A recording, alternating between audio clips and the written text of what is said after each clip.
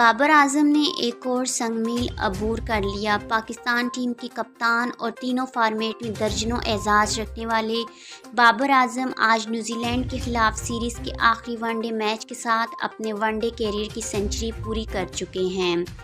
बाबर आजम के 100वें one day match के मौके पर पाकिस्तान क्रिकेट बोर्ड की जानिब से बाबर आजम के वनडे एजाज़ात की एक फहरिस्त शेयर की गई है। आइए इस फहरिस्त पर एक नज़र डालते हैं।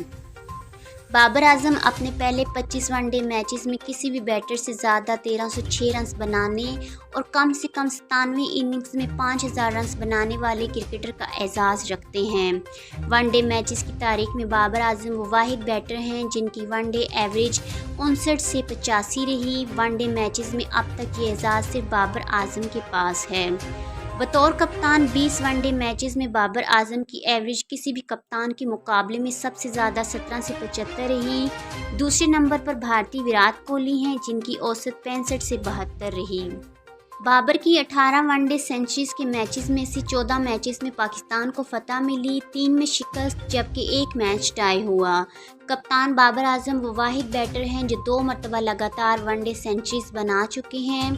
बाबर आजम 797 दिन तक वनडे बैटर्स रैंकिंग में नंबर 1 रहे। 2019 के वनडे वर्ल्ड कप के दौरान बाबर आजम ने बतौर कप्तानी बैटर 474 रन बनाए। इससे कबल किसी एक वर्ल्ड कप में इतने रन बनाने का एजाज़ किसी पाकिस्तानी बैटर को हासिल नहीं रहा। Babar Azam ICC champion trophy की फातह टीम में शामिल थे। बाबर वो वाहिद पाकिस्तानी बल्लेबाज हैं जिन्हें ICC means ODI cricket of the year का एजाज़ से नवाजा गया। 2022 में बाबर आजम ने Garfield Sobers cricket of the year 2022 भी अपने नाम किया था। 2020 में बाबर आजम ने पाकिस्तान के valuable cricket of the year का अवार्ड हासिल किया।